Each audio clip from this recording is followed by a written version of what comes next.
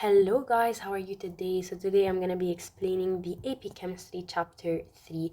Now, before I get started, I hope everyone's safe with the circumstances that are happening right now. Please, whatever you do, stay inside and have protection. Just like in general, take care of yourself and stay safe because it's really like a serious thing. So without further ado, let's get started with the first video. Section 3.1, reversible reactions and equilibrium. NO2 is a reddish brown gas. So NO2, it's reddish brown. So I'm just gonna write brown.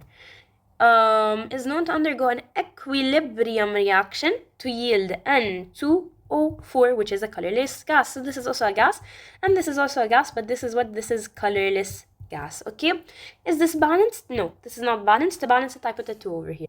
So now they're saying, if a certain amount of NO2 is placed in a sealed vessel, so what happened? They increased the concentration of NO2.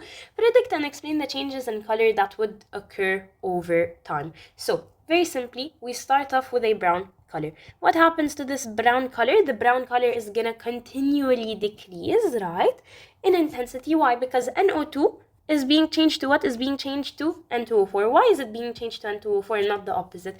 Very simply, I increase the concentration of NO2. So according to Le Chatelier's principle, the equilibrium system is going to consume NO2. So if it's consuming, then it's producing N2O4, right? So my gas will change from brown to colorless. However, it will not go entirely colorless, right? Why won't it go entirely colorless? Because at the end of reaction, at equilibrium, we will have that the concentration of NO2 and the concentration of N2O4 is what is constant, right?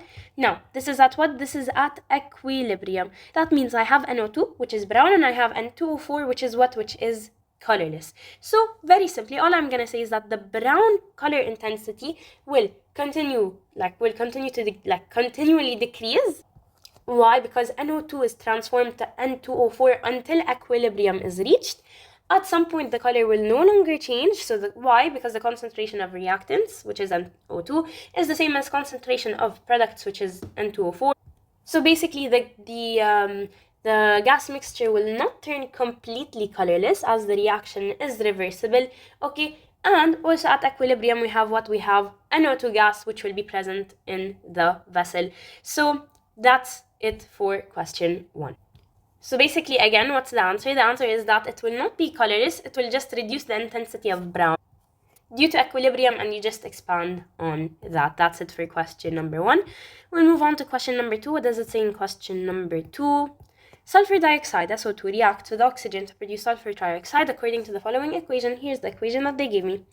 They told me a mixture of SO2 gas and O2 gas is placed in a rigid evacuated container. So they increased this, right? So it's like I don't have any concentration here, but I increased what? I increased the concentration of SO2 and O2. They said that the temperature is held constant, right? So the temperature is held constant until the system reaches equilibrium. Describe what happens to the rate of the forward reaction as the system approaches and eventually reaches equilibrium. So this could be better understood by a graph, okay? This is the graph that I'm gonna be dealing with, right? Here, this is 0, okay? Now, I start initially with a certain amount of SO2, but then it gradually decreases, but it never reaches 0. Why? Because at some point in equilibrium, the concentration of my reactants is gonna stay constant, right? So maybe this is for SO2.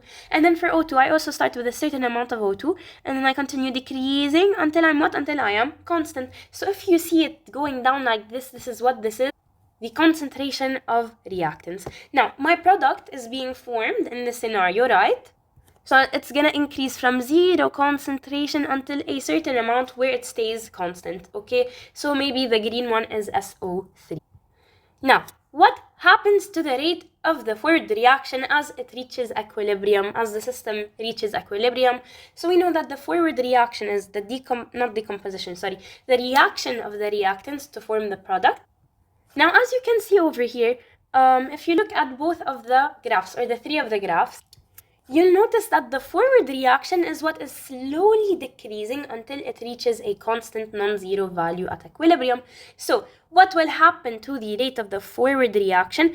It will slowly decrease until it reaches a constant non-zero value at equilibrium. Okay? So that is it for question number 2. We'll move on now to question number 3, the equilibrium constant. Calculate the value of K for the following 2 reactions. What is K? K is the equilibrium constant, right? Now, one thing you need to know about K is that it's affected by how you change the reaction. So if I had a certain reaction, this is my reaction over here, right? So let's take a look at my reaction. I had 2 SO2, 1 O2, and 2 SO3. Then, in part A, what happened? I went from 2 to 1, from 1 to half, from 2 to 1. So basically, I divided my reaction by half. Now, whatever I do to my reaction, I need to do it, but in the power. So I think I multiplied by half. My bad, I did not divide by half, so I multiplied it by half. Whatever I do to the reaction, I need to do to the K equilibrium. So this is my constant, it's 2. I multiplied my equation by half. Now I need to do that to 2, but I will not multiply it by half. I will raise it to the power of half. So now it's 2 to the power of half, which is what? Which is radical 2. This is what? This is K prime. Now, K double prime, look what happened. I went from 2 to 4, from 1 to 2, and from 2 to 4. So I multiplied it by 2. Again, I'm going to take my K, which is 2. I will raise it to the power of what I multiplied, which is what? Which is 2. So 2 to the power of 2, this is 4. So this is what? This is K double prime. Okay, I'll move on to question number 4. What does it say in question number 4?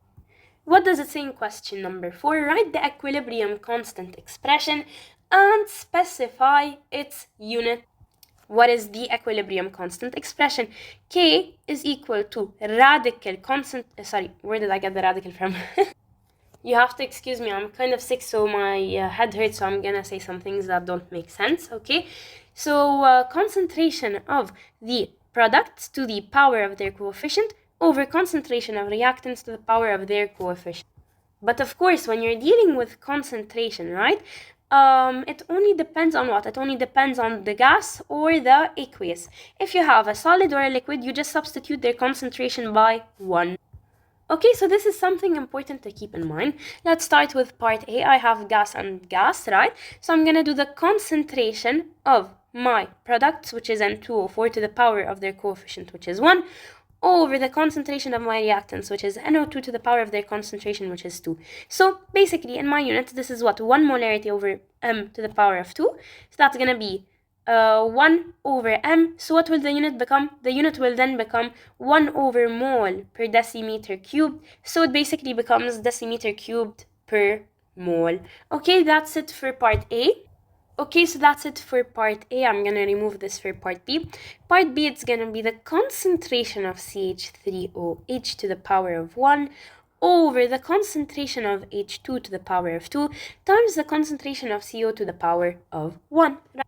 So it's basically what? It's basically 1 concentration over M2 times M. So basically M over M3. So you cancel this and this. It becomes 1 over M squared, right? What does this mean? It's 1 over mole per decimeter cubed squared, right? So 1 over mole squared divided by decimeter to the power of 6. So it becomes what? It becomes decimeter to the power of 6 over mole squared. That's it for part B. For part C, what does it say? It's the concentration of H2O to the power of 4, right? Times 1, why? Because this is a solid, over the concentration of H2 to the power of 4 times 1, why? Because this is a solid. So then you will get basically M to the power of 4 over M to the power of 4, so they cancel each other out, so you have a unitless constant. Okay, that's it for question number 4. We'll move on to question number 5. What does it say in question number 5? Write the equilibrium expression for each of the following reactions and give its type where applicable. Okay, so over here, what will I have? I will have Kc, or the equilibrium concentration. It's the concentration of CO gas to the power of the coefficient, which is 1, over the concentration of O2 gas to the power of half times 1. So basically, this is my answer.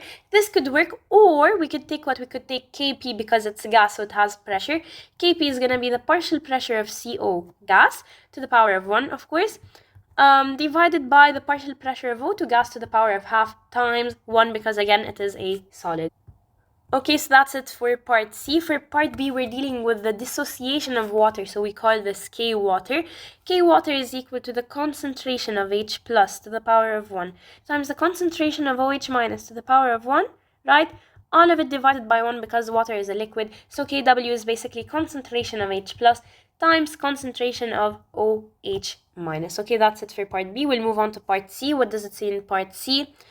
This is dissociation again, but this is dissociation of an acid, right? So this is gonna be Ka, which is dissociation of an acid, is equal to the concentration of H plus to the power of 1 times the concentration of CH3COO minus to the power of 1, all of it over the concentration of CH3COOH. So this is it for part C. So that's it for part C. We'll move on to part D. What about part D? This is also the dissociation, but of what? But of a base, right? So we're gonna call it Kb, dissociation of a base. It's equal to what? It's equal to the concentration of an H4 plus times the concentration of OH minus, right? Divided by what? Divided by the concentration of NH3 times 1, because water is a liquid. So that's it for part D. Now we'll move on to part E. What does it say in part E? So in the answer key, they call this KSP because it's the solubility product. It's the concentration of Ag plus times the concentration of Cl minus over 1, which is basically concentration Ag plus times concentration Cl minus. Why? Because this is a solid. That's it for question number 5. We'll move on to question number 6. What does it say? So question number 6, they gave me PCl5 gas, PCl3 gas plus Cl2 gas. And all of this is in equilibrium, right? Write the equilibrium constant and determine its unit, Kp. So they want it in terms of pressure. Kp is equal to the partial pressure of PCl3 to the power of 1 times the partial pressure of Cl2 to the power of 1, all of it over the partial pressure of PCl5 to the power of 1. Now this is going to be what? This is going to be pressure squared over pressure. So this and this cancel and you'll be left with pressure. What is the unit of pressure? The unit of pressure is Pascal. Okay, that's it for part A. We'll move on to part B. The partial pressures of PCl5 and PCl3 at equilibrium at temperature T are this and this respectively. Determine the equilibrium partial pressure of Cl2 if the total equilibrium pressure is 1.5 times 10 to the 5 Pascal at a temperature. What did they give me here? They gave me the total equilibrium pressure. So pressure total is equal to 1.54 times 10 to the power of 5 Pascal. Now, we know that pressure total is also equal to what? It's also equal to the pressure 1 plus pressure 2 plus pressure 3. So all of the pressure of the gases in the container. Of course, they all have to be at the same state, which is at equilibrium and at temperature T. So they gave me what? They gave me the pressure of PCl5 and PCl3, which is this and this. So I will substitute pressure 1 and pressure 2 with the pressure of PCl5, which is 3.0 times 10 to the 4, plus the pressure of PCl3, which is 2.7 times 10 to the power of 4, plus pressure 3, which I need to find. I know that P total is 1.54 times 10 to the power of 5. So now what do I do on my calculator? I will do 1.54 times 10 to the power of 5 minus 3 times 10 to the power of 4. I open my brackets, right? So look how it is now. 1.54 times 10 to the power of 5 minus, open brackets, 3 times 10 to the 4 plus 2.7 times 10 to the 4. If you don't put your brackets, your whole equation is going to change, okay? It's very important that you put your brackets, okay? You put it on the calculator and you're supposed to get an answer of, you are supposed to get an answer, pressure 3, which is the pressure of Cl2, to be 97,000, or the two significant figures, 9.7 times 10 to the power of 4 Pascal. So that's it for part B, question number 6. We'll move on now to question number 7. Question number 7, what does it say? A sample containing 6 moles of H2 gas and I2 gas were introduced into a 3 decimeter cubed vessel at temperature T, where the following reaction has occurred. The reaction has an equilibrium constant K of 25. They want us to calculate the equilibrium concentration of all gases. So in here, we start by what? I start by copying my given, right? Will give me an equilibrium 2H. Now I need to prepare what? I need to prepare an ice table. What is my ice table? Here I have my initial concentration. in I have my change in C, and I have my equilibrium concentrations at E. So, I'm gonna separate it like this. Hydrogen, I started initially with 6 moles of hydrogen, right? And I also had 6 moles of I2 were introduced into 3 decimeter cubed. So I have my number of moles, and I have my volume. I'll be able to find the concentration. Concentration is number of mole over volume. So 6 over 3, this is 2 molarity, 2 molarity. They didn't tell me anything about HI.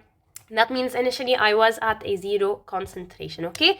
Next step, I need to see my change. How am I moving in my change?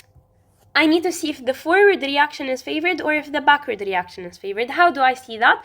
I need to compare K and Q. I know that my K is 25.0 and my Q, how do I calculate my Q? It's the concentration of products initially over the concentration of reactants, right? I will get 0 over 4, which is 0. And of course, K is greater than Q. If K is greater than Q, then the forward reaction is favored. Since the forward reaction is favored, that means I am consuming H2 and I2, so minus, and I'm producing HI, so plus. So minus X, why did I do X? 1X because my coefficient is 1, minus X because my coefficient is 1, plus 2X because my coefficient is 2. So at equilibrium, my concentration here is 2 minus X, 2 minus X plus 2X. Now they gave me K equilibrium, which is 25, right? So 25 is equal to the concentration of products at equilibrium, which is 2X, to the power of the coefficient, which is squared, over the concentration of reactants. So 2 minus X times 2 minus X, that's gonna be 2 minus X squared. So now let me erase this so we can solve more. I just need to expand, right? I will get that 25 is equal to 4x squared over 4 minus 4x plus x squared. I'll bring it here and I multiply everything, of course. 25 times 4 is 100, so 100 minus 100x plus 25x squared is equal to 4x squared. I'll move this to this side. I will get then 25 minus 4x squared, which is 21x squared. This is all equal to 0. I put it on my calculator, mode 5-3, right? I do 21 minus 100 and then 100 on my calculator. I will get 2 possible values. My first value of x is 3.33, right? And my second value of x is 1.443, let's say, okay? 1.43. Now here, I need to see which value of x is feasible.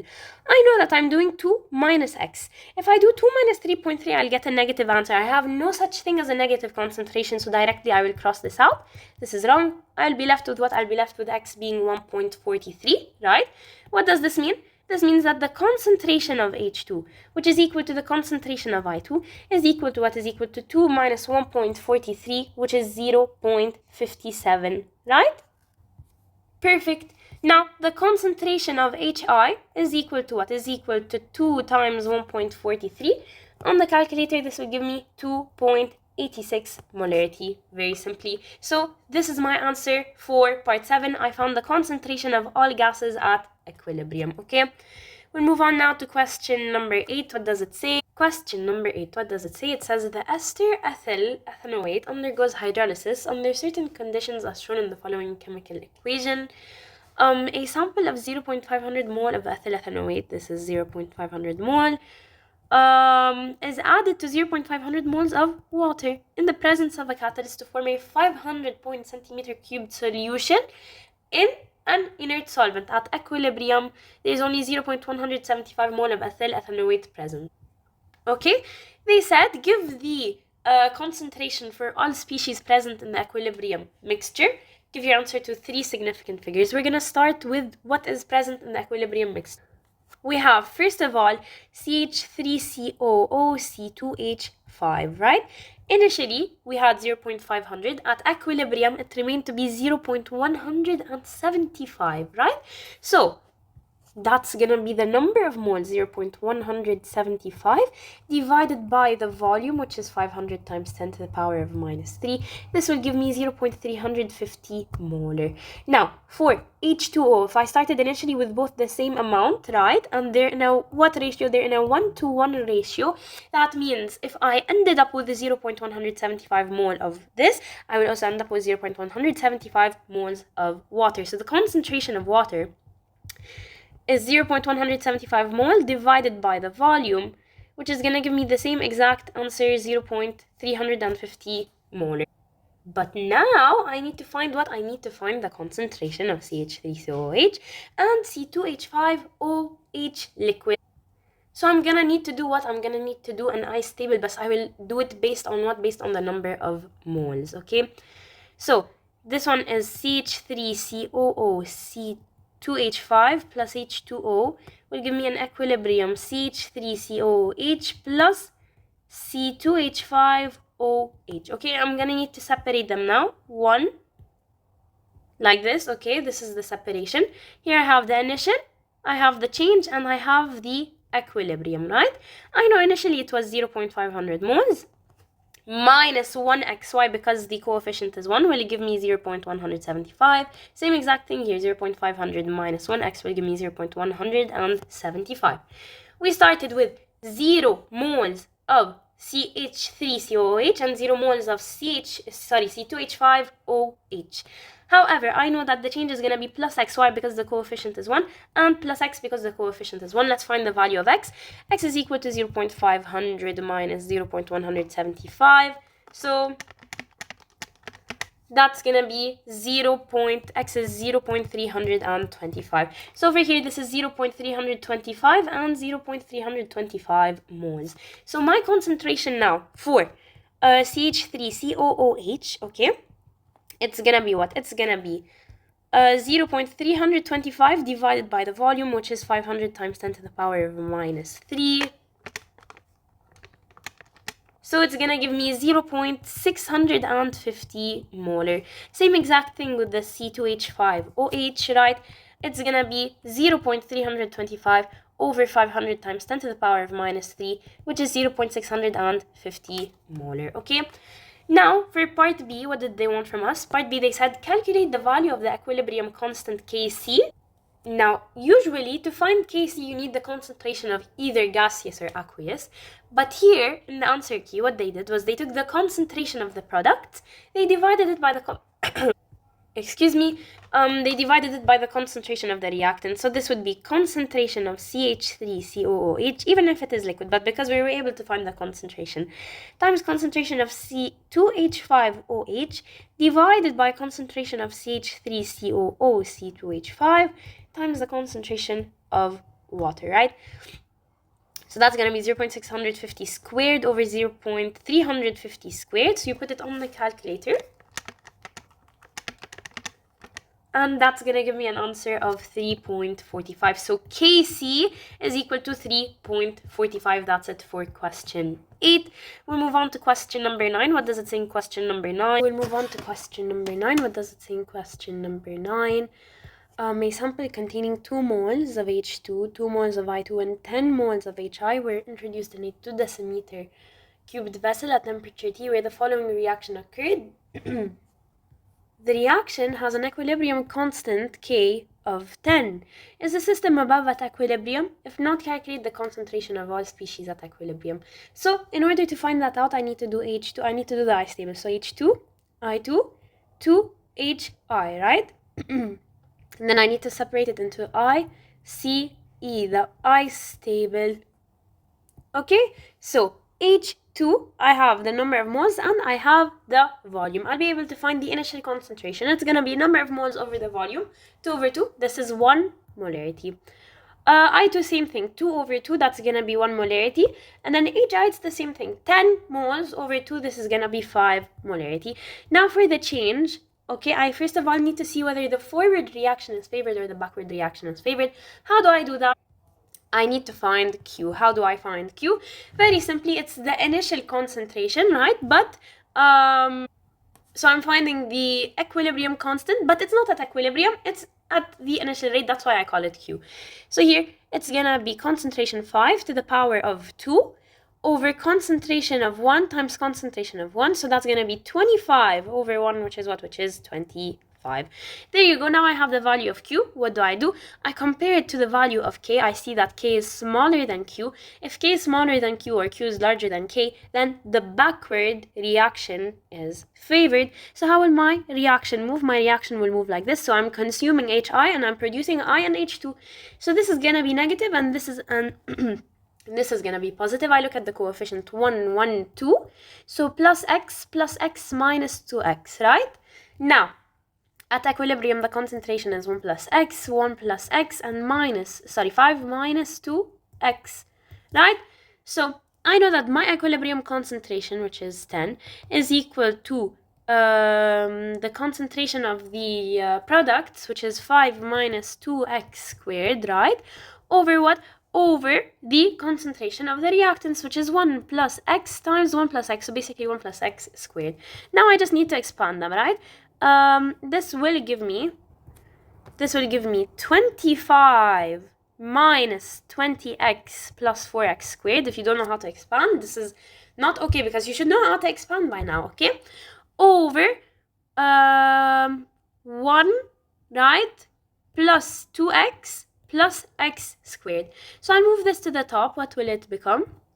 It will become 10 plus 20x plus 10x squared is equal to 25 minus 20x plus 4x squared. So I'll move it all to this side. I will get 10x squared minus 4x squared, that's 6x squared, right? Minus 20k, I move it to the other side, plus 20k. So 20 plus 20, that's plus 40x. Sorry, I don't know where I got k from. And then plus 25, I move it to the other side, it becomes minus 25. 10 minus 25, that's minus 15. So I take my calculator, I'm gonna do mod 5-3. I do 6, 40 minus 15. I will get 2 answers, right? My first answer is positive, so my first value of x is gonna be 0.356 from what I've got, 356, okay? My second value is gonna be negative. I don't accept the negative value, okay? I never ever accept the negative value.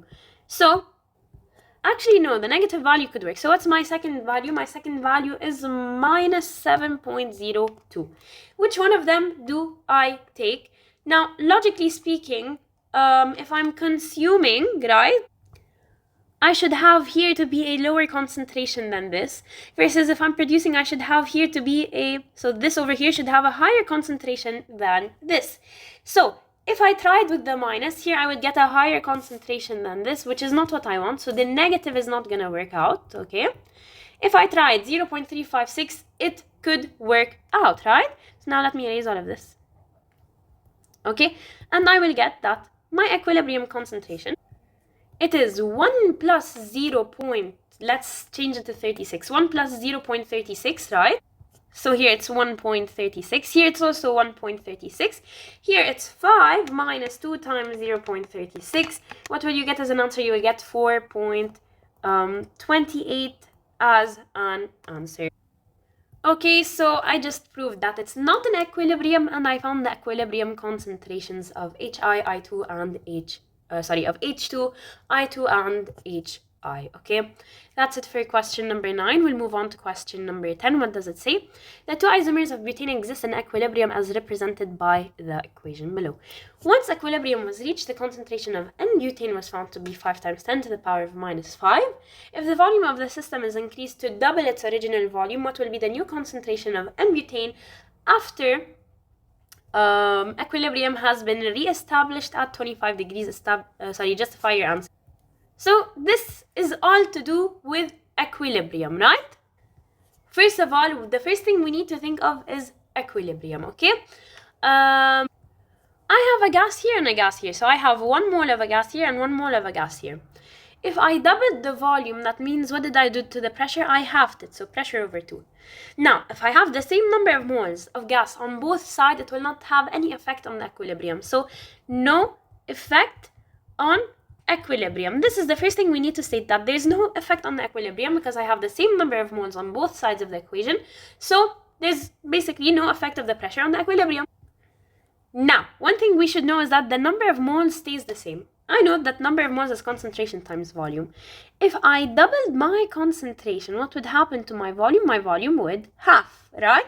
Whatever I do to my volume, if I increase my volume, I decrease my concentration, right? Knowing that the number of moles stays constant. Now, which concentration will be halved? Both concentrations will be halved. So here, concentration of N-butane will be halved, and concentration of isobutane will be halved. They told me, what will be the new concentration of N-butane? What was the original concentration? It was 5 times 10 to the power of minus 5. The new concentration is going to be 5 times 10 to the power of minus 5 divided by 2, which will give me 2.5 times 10 to the power of minus 5 molarity. That's it for question number 10. We'll move on to question number 11. Okay, question number 11. What does it say?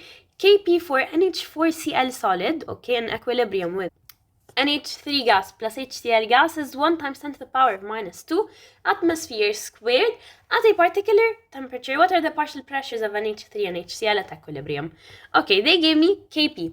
Kp in this equation is equal to the partial pressure of NH3 to the power of 1 times the partial pressure of HCl to the power of 1 over what? Over the partial pressure of this. This is a solid. It does not have a partial pressure, so I substitute it with 1. Right?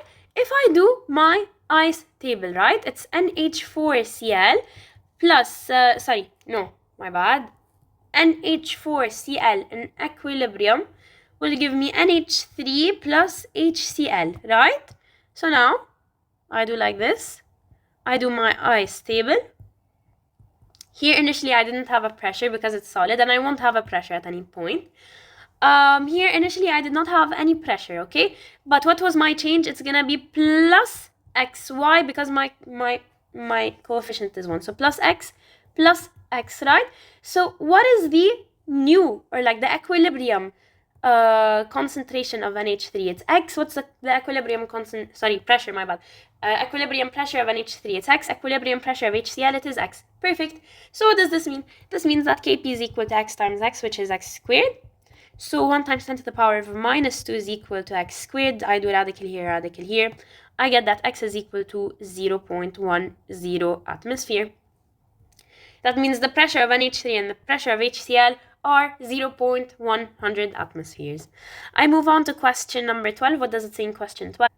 We move on to question number 12. What does it say? 2 grams of calcium carbonate decomposes at a temperature of this much in a 1 decimeter cubed closed flask according to the following chemical equation. What is the mass of CaCO3 left when the equilibrium is reached? They gave me the molar mass of CaCO3 is 100 grams per mole. Now I noticed that they gave me what? They gave me Kc. What about Kc? Kc in this equation is going to be the concentration of CO. Where is the C? CO to the power of 1 over 1. Why? Because this is solid, okay? So basically, the Kc is going to be concentration of CO2, which is what? Which is 1.2 times 10 to the power of minus 2. This is the concentration of CO2.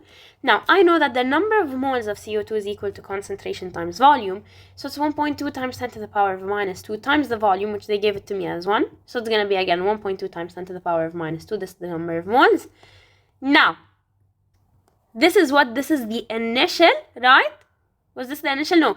This was the CaCO3 consumed, right? The CaCO3 consumed. This is what we found is the CaCO3 consumed. Let me find the number of moles initially. So N initial is equal to what? If the top goes, I hope it does go. There we go, I made it move.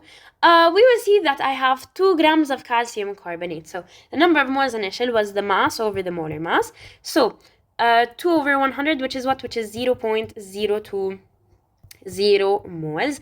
Now, how do I find the number of moles remaining? Very simply, to find the number of moles remaining, it's going to be the number of moles initial minus the number of moles consumed. So 0.020 minus 1.2 times 10 to the power of minus 2. I put it on my calculator.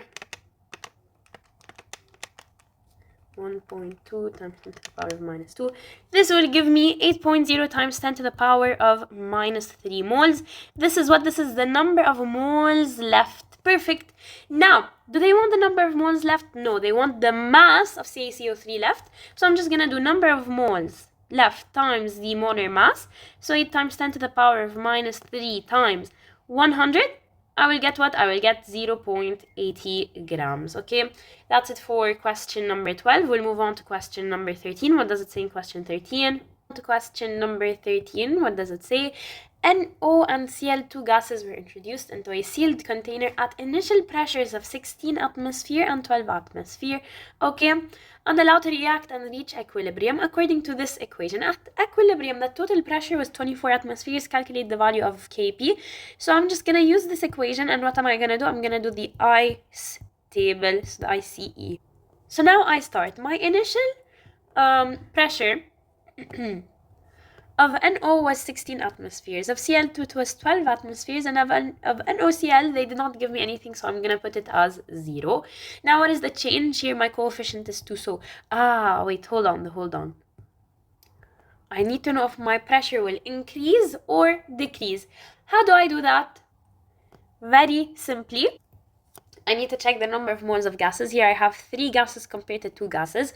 So if I'm going to reach equilibrium, that means my pressure would have initially increased, right? So if my pressure increases, it will move to the side with fewer number of moles of gas, which is where? To the NOCl. So now I'm consuming from here and I am producing here. So this is going to be minus 2x because the coefficient is 2, minus x and then plus 2x, right?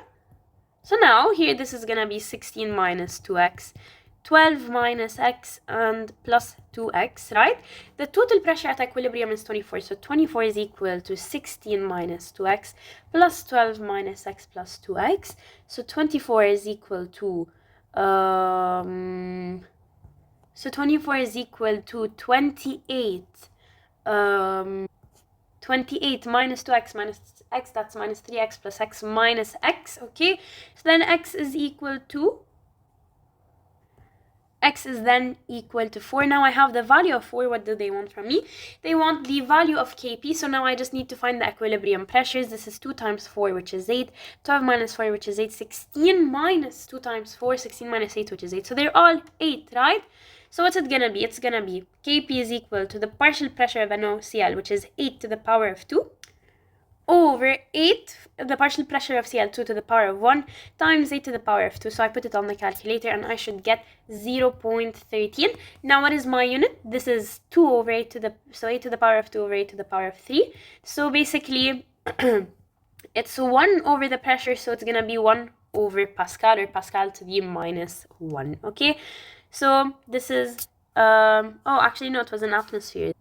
But usually Kp is in Pascal, okay? So I'm just going to leave it because in the answer key they did not put any unit, so 0.13. We'll move on to question number 14. What does it say in question number 14? It says, consider the following reaction. Carbon solid plus CO2 gas in equilibrium will give me 2CO gas.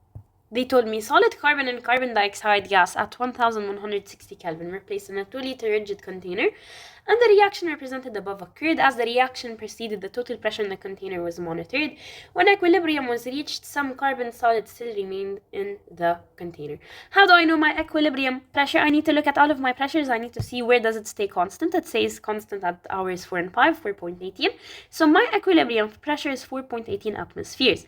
Now, my equilibrium pressure, very simply, or the total pressure at equilibrium, it's equal to what? It's equal to the pressure of one gas plus the pressure of another, plus this does not have any pressure, so I'm not going to consider it. So it's the pressure of CO2 plus the pressure of CO. Now they want the partial pressure of for part A, what did they tell me?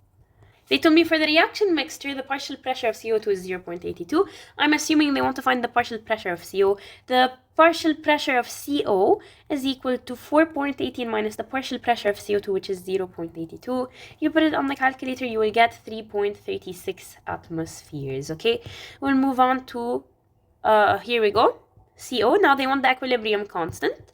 So how do I find the equilibrium constant? Kp is equal to the constant, now here we're dealing with pressure. The pressure of CO, the partial pressure of CO, which we found to be, partial pressure of CO to the power of 2, over, so again, the partial pressure of CO to the power of 2, over the partial pressure of CO2.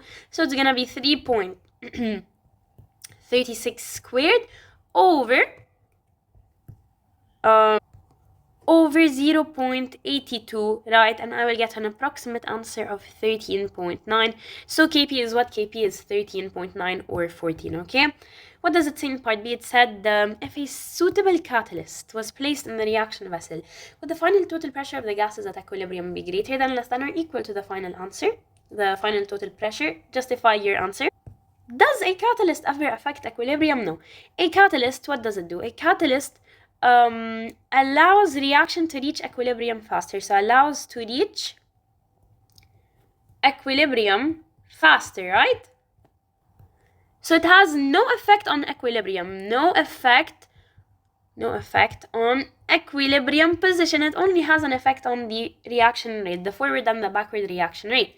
So the total pressure stays the same, okay?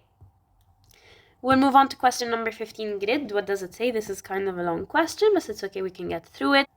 They said, answer the following questions regarding the decomposition of arsenic pentafluoride.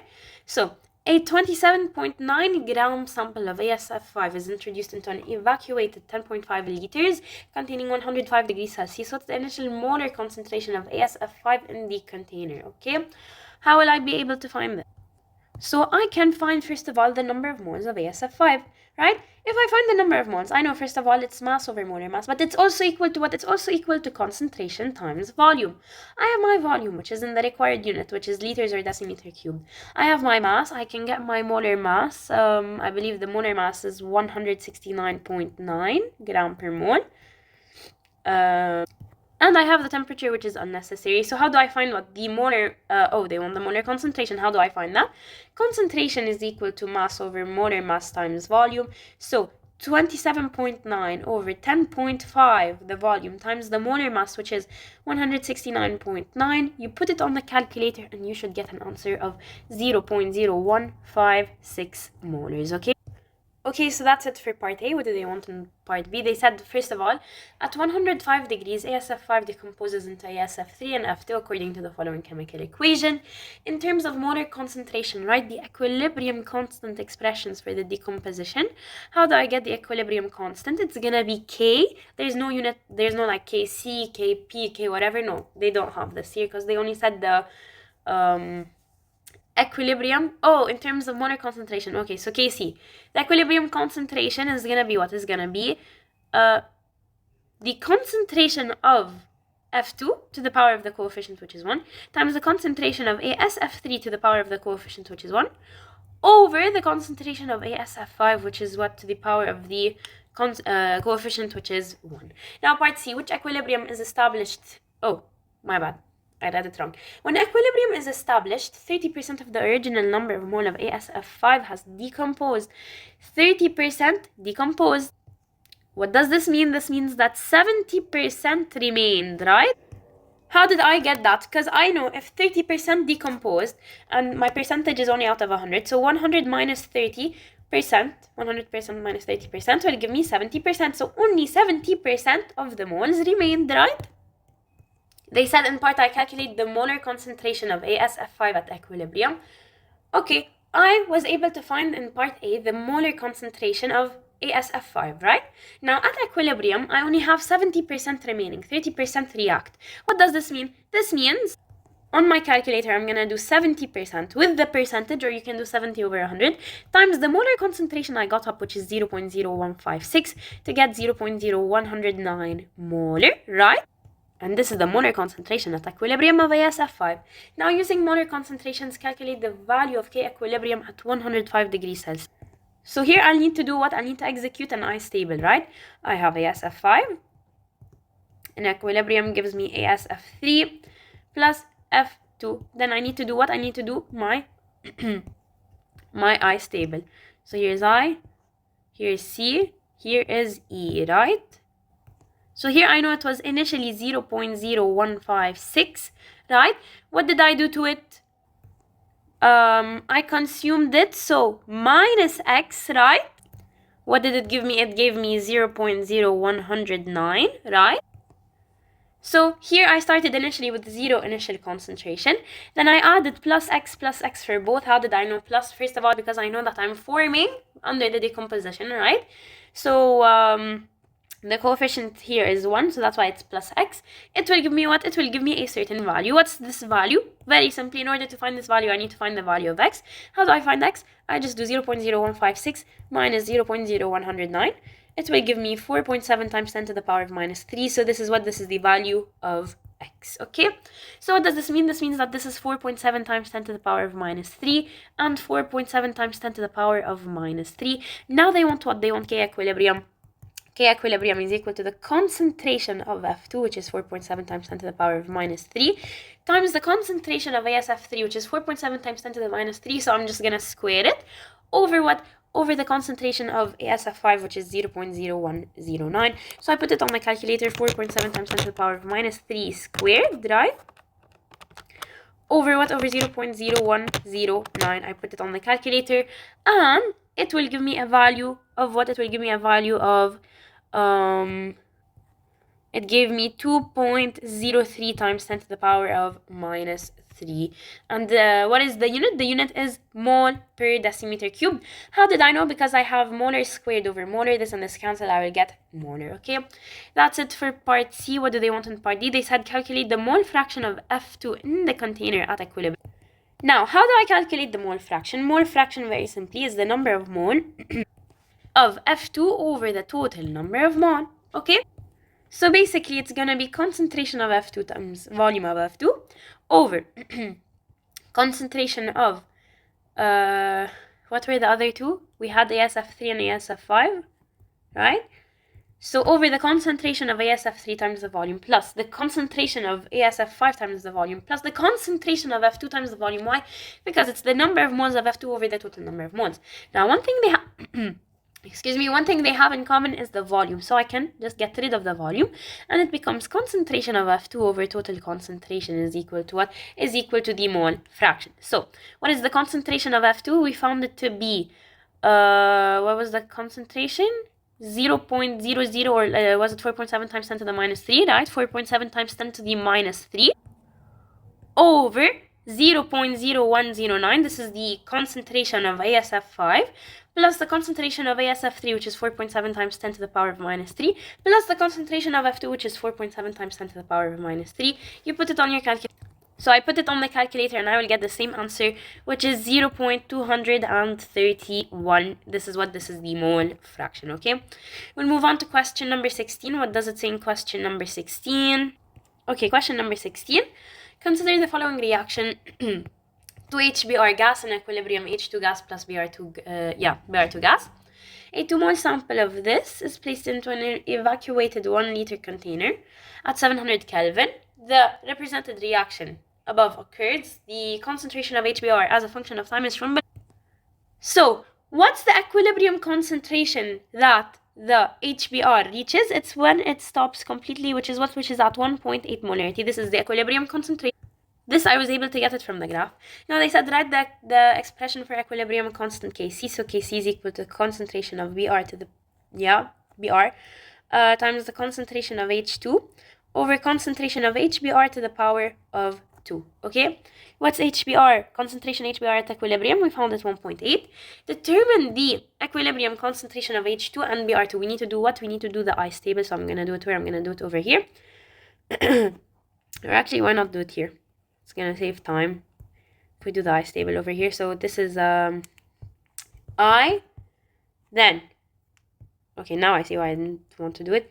2HBr, then I have H2, and then I have Br2, right? Then I have I, then I have C, then I have E, right? So here I know it's 2 initially. How? Because it's the number of moles divided by the volume. So 2, here this becomes 0, this becomes 0. Why? Because they didn't mention anything initially. That means I had 0 moles of, 0 concentration of H2, 0 concentration of Br. Now, my change is minus 2x, right? How did I know it's minus 2x? First of all, I'm consuming HBr. How do I know? Because my my reaction goes to the right? The forward reaction is favored. How did I know? Very simply, because I don't have any products, right? If I don't have any products, then for sure my forward reaction is gonna occur. So minus 2x, okay, what will it form? It will give me 1.8 molarity. Here, this one becomes plus x plus x. I just need to find the value of x. 2 minus 2x is equal to 1.8. Minus 2x is equal to minus 0.2. So then x is equal to 0.1. That means this is plus 0.1 plus 0.1. Whoops, I think I went too much down.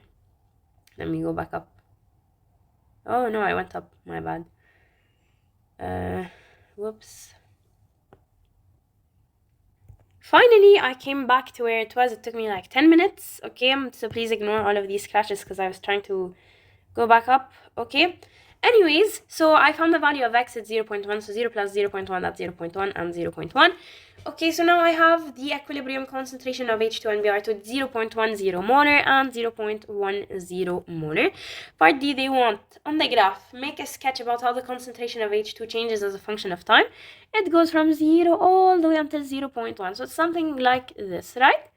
Now, part E, what does it say in part E? Calculate the value of the following equilibrium constants at 700. They want Kc, the equilibrium constant Kc. So what's this gonna be? It's gonna be the concentration of Br2, which is 0.1, times the concentration of H2, which is 0.1, over the concentration of HBr squared, so over 1.8 squared. I put it on the calculator, I will get 3.1 times 10 to the power of minus 3, and it's unit list. Why? Because this is molar squared over molar squared, they will cancel each other out. So I got Kc to be this one. Now, they said Kp, they want us to find Kp using the expression Kp is equal to Kc times R times T times delta N, where delta N is the change in number of moles. Here, in total, I have 2 moles of gas, and I have 2 moles of gas over here. 2 minus 2 is 0, so delta N becomes 0. Anything to the power of 0 is 1, so that means Kp is equal to Kc. So very simply, Kp is equal to Kc, which is 3.1 times 10 to the power of minus 3. That is for question number 16. We'll move on to 17. What does it say in question 17? The particulate diagram below represents an equilibrium mixture of N2 gas, H2 gas, and NH3 gas in a 1 liter sealed flask. The equation for the reaction at equilibrium is as shown below, okay? What is the value of the equilibrium constant Kp of the reaction? So basically what we need to do is we need to count how many molecules I have here. This will represent what? This will represent the partial pressure. So let's do that, okay? First of all, N2, how many of N2 do I have? I have 1, 2, 3, 4, 5, and 6. So I have 6 N2. How many H2 do I have? I have 1, 2, 3, 4, 5, 6, 7, 8, 9, 10. I have 10 H2. NH3, how many NH3 do I have? I have 1, 2, 3, and 4. So I have 4 NH3. So what would be the value of Kp? Kp is the partial pressure of NH3 squared over the partial pressure of N2 times the partial pressure of H2 to the power of 3, right? So it would be 4 squared over 6 times 10 to the power of 3. This will give me 2.7 times 10 to the power of minus 3. Now, this is what? This is the value for the equilibrium constant Kp. We'll move on to question number 18. What does it say? It says opposite. Question number 18. Consider the following reaction. Okay, 2 mole of each H2 and Cl2 is introduced into a beaker and allowed to react to reach equilibrium. Give the expression of the concentration of Cl2 at equilibrium in terms of Kc. I know Kc is equal to the concentration of HCl squared over the concentration of H2 times the concentration of Cl2. Let's now find the concentration of each. So, I have H2, Cl2, and 2HCl, right? I need to do my I stable. Let's do my I stable. This is I, this is C, this is E, right? So, this becomes H2 initially was 2 molarity, Cl2 was 2 molarity, HCl was 0 initially, right? Now, if my products are 0, that means my forward reaction is going to occur. So this is going to be used up, so minus x, and this is going to be formed, so plus 2x, right? So I end up with 2 minus x plus 2x, right? So I just need to substitute it over here. It becomes 2x squared over 2 minus x times 2 minus x, so over 2 minus x squared. If I do radical for both sides, I get radical here, and then this becomes 2x, and this becomes 2 minus x, right? Now, what do I get? I think I erased this by accident. What do I get? I will move this up here, right? I will get 2x is equal to radical kc times 2 minus x, right? So now I'll get the value of x.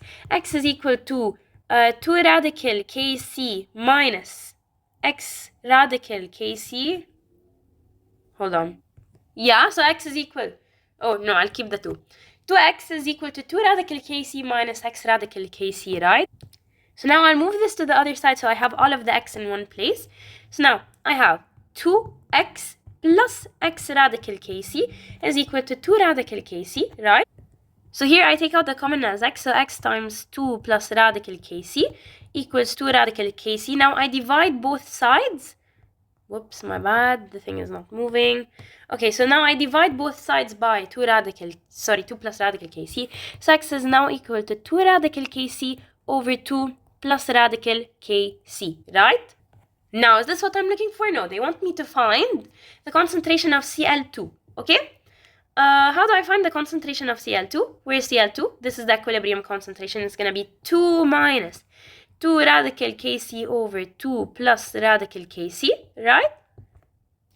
So now, to be able to solve this, I need to do common denominator. So I will multiply up and down by 2 plus radical kc. So this becomes 2 plus radical kc.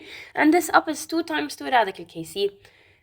So this becomes 4 plus 2 radical kc, right? So now, it's like this. It's 4 plus 2 radical kc minus 2 radical kc over 2 plus radical kc, right? So then it's just going to be 4 over 2 plus radical kc, and there we go. This is the concentration of HCl, okay? We'll move on now to question number 19. Perfect. Now here we're starting to use Le Chatelier's principle. Number 19, what does it say? Hydrogen gas is produced by reacting carbon monoxide with steam, right? At equilibrium, the concentration of the species present in the reaction mixture are the following. If initially equal concentration of reactants and products were mixed in a closed vessel, deduce the direction favored by the equilibrium position. Okay, so let's see. Is it the forward or the backward? What I'm going to need to do is I'm going to need to do the ICE table. So let's do the ICE table. Here's ICE, right? So initially I had equal concentration of reactants and products. That means I had x here and x, I think the i's should not be here. Hold on. ICE, right? So, here's x, here's x, here's x, here's x. All of them had initially x. Now, we need to know whether the forward or the backward was favored. What I do know, however, was that my equilibrium concentration of H2 is 1.47, of CO is 1.47 as well, of H2 is 0.53, and CO2 is 0.53. Now what I can find is I can find Q and I can find K and I can compare them. Q is basically the equilibrium concentration, but initially, right, not at equilibrium. So it's x squared over x, which is, x squared over x squared, which is 1. And K is what? K is 0.53 squared over 1.47, right, squared. It will give me what? It will give me approximately 0.13 as an answer. So for sure in this scenario, Q is greater than K. When Q is greater than K, which reaction is favored? The backward reaction is favored, right? It will favor the backward reaction. Now, another way you could think of this is what? Is that my products are less than my reactants. So that means, how am I moving? I'm moving like this, right?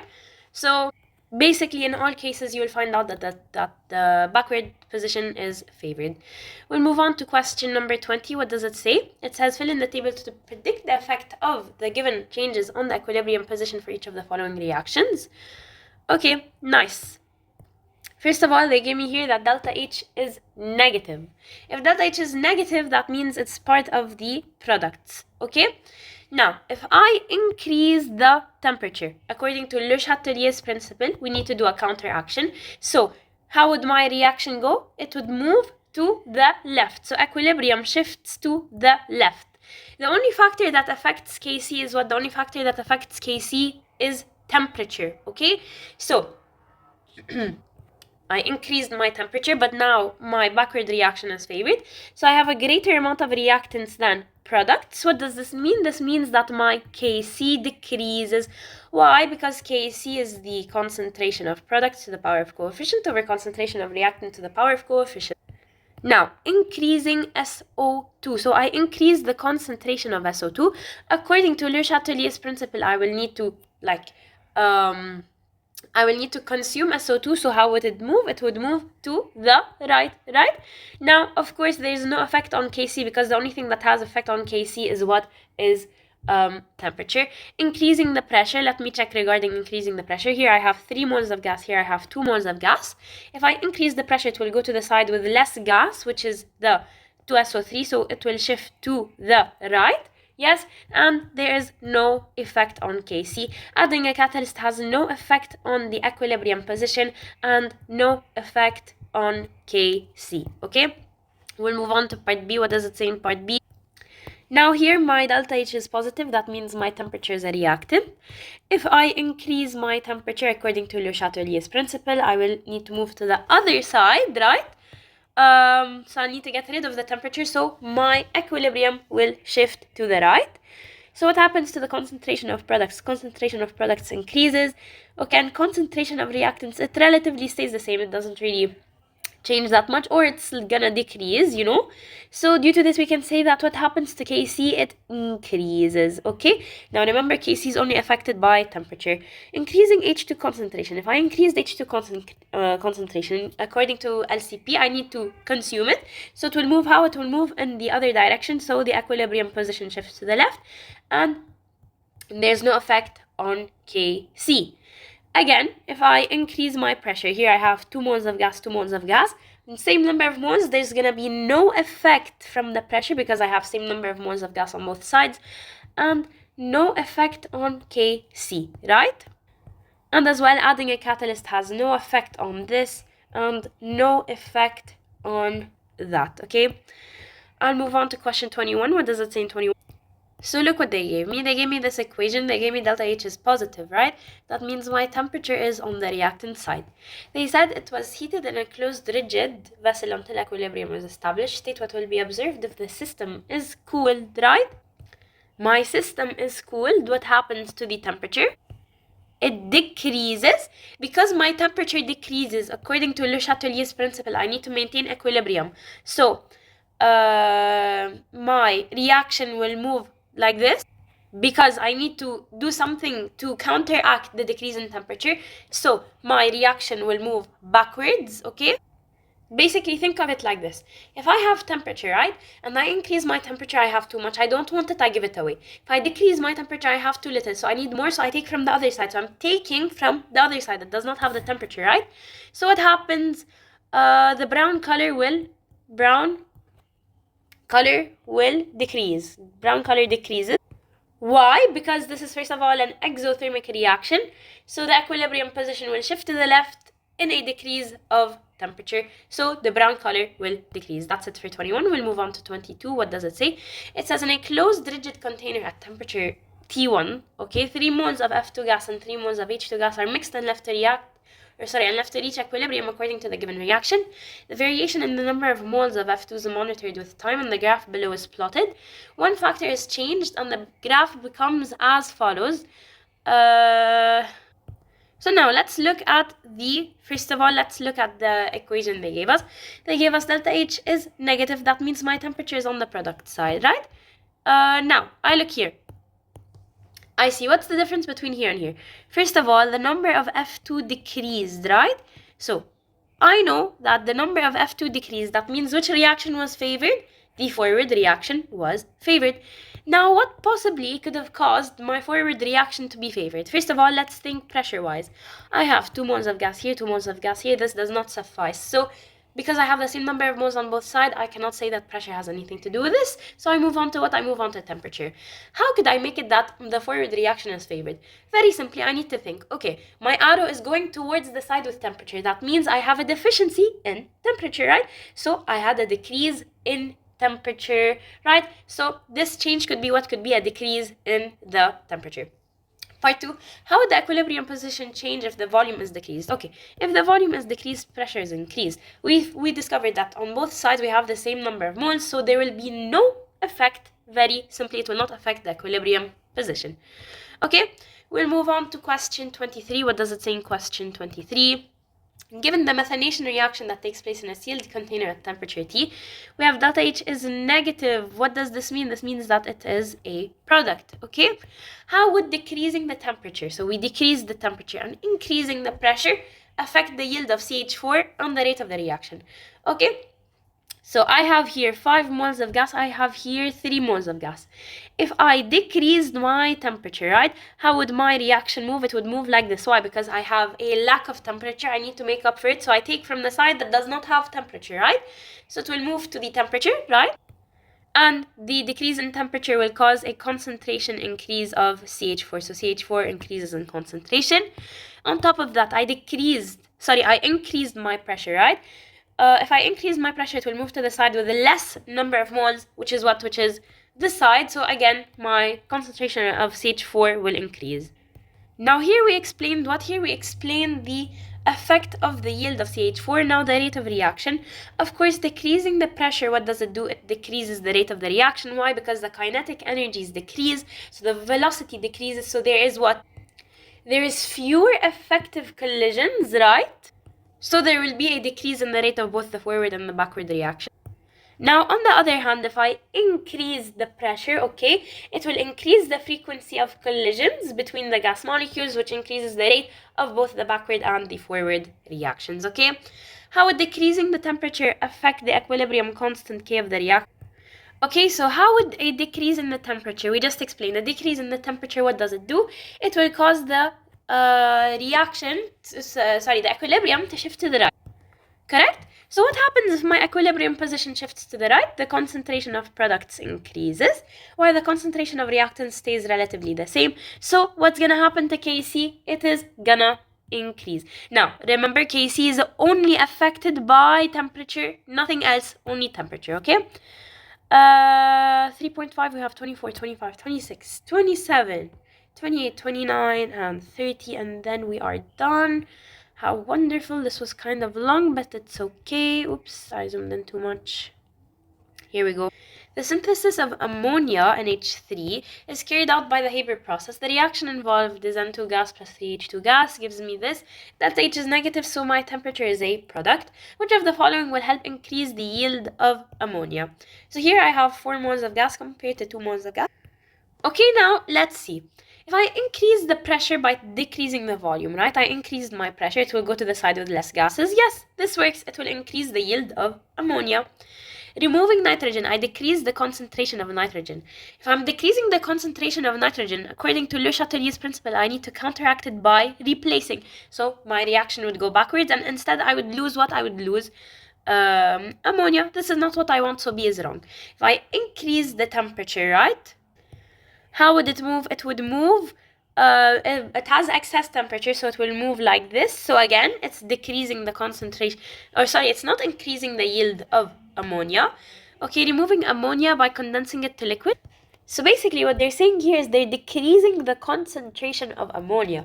If I'm decreasing the concentration of ammonia, right, as a counteraction according to Le Chatelier's principle, I will need to refill it. So the yield of ammonia would increase, so D is correct. Adding a catalyst has no effect on these things. The only two correct are A and D. We'll move on to 25. What did it say?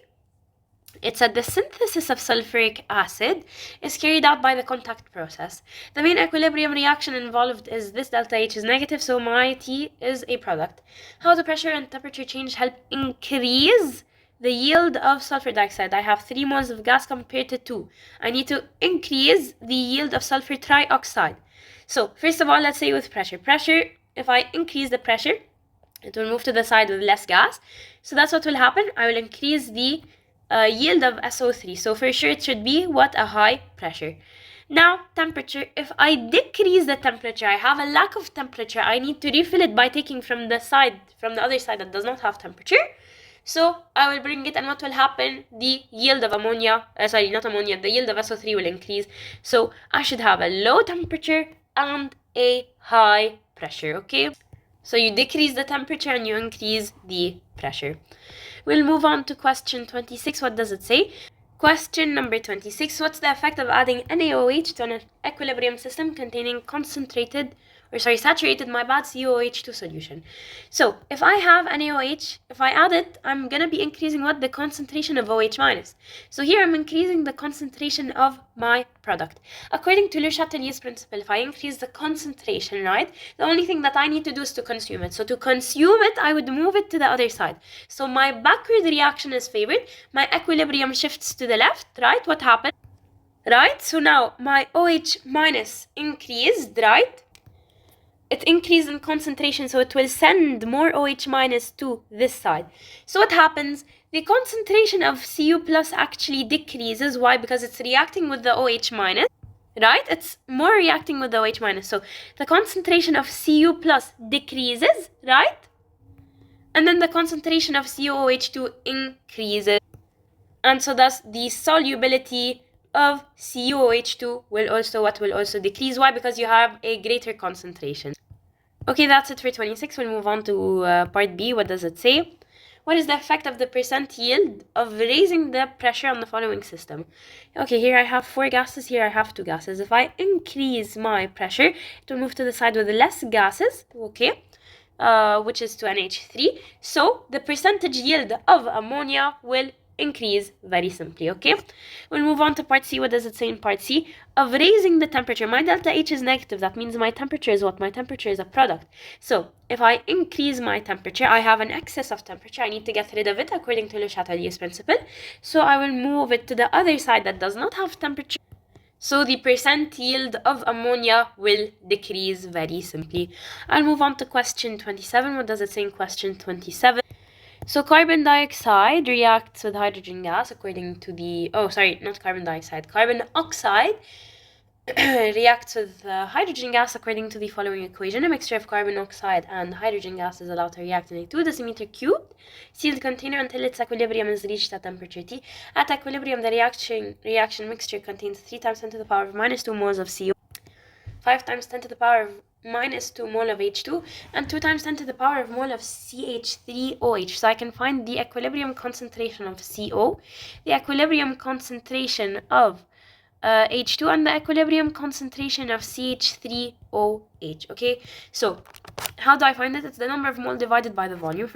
So for CO, it's 3 times 10 to the power of minus 2 divided by 2. That's going to be 0.015 molarity. For H2, it's going to be 5 times 10 to the power of minus 2 divided by 2, so that's going to be 0.025 molarity. And for CH3OH, that's 2 times 10 to the power of minus 4 over 2, so that's 1 times 10 to the power of minus 4 molarity. Now I have the concentrations. I can find the equilibrium constant. That's going to be 1 times 10 to the power of minus 4 to the power of 1 divided by 0.025 squared times 0.015. If you don't know how I did it, I did concentration of products to the power of coefficient over concentration of reactants to the power of the coefficient. So 1 times 10 to the power of minus 4 over 0.025 squared times 0.015. This will give me an answer which is approximately 10.7. Now give the unit. This is what? This is molarity over molarity squared times molarity. So basically molarity over molarity cubed. So this becomes 1 over molarity squared. So 1 over mole per decimeter cubed squared. So that becomes decimeter to the power of 6 over mole squared. Okay, this is the unit. Part C, state Le Chatelier's principle. What does it say? Very simply, Le Chatelier's principle states that if a system, okay, is at equilibrium, okay, and, my bad, whoops, what happened here? Let me just fix this. Is at equilibrium and is subject to a change, okay, then processes will occur to partially counteract the imposed change, okay? So Le Chatelier's principle states, if a system is at equilibrium and is subject to a change, then processes will occur to partially counteract the imposed change, okay? So again, whatever happens, whatever change we have to counteract it in order to maintain equilibrium. Suggest a change that results in increasing the yield of methanol, CH3, OH. They want to increase the yield, very simply. Here I have 3 moles of gas and here I have 1 mole of gas. To increase the yield of methanol, I should very simply increase the pressure, okay? If I increased my pressure, it would move from the side with more gas to the side with less gas, so thus the percentage yield of methanol will increase. Now, how could you increase the pressure? You need to decrease the volume. Another would be to increase the concentration of one of the reactants, and thus as a counteraction, we need to consume them, so then we will move it to the right.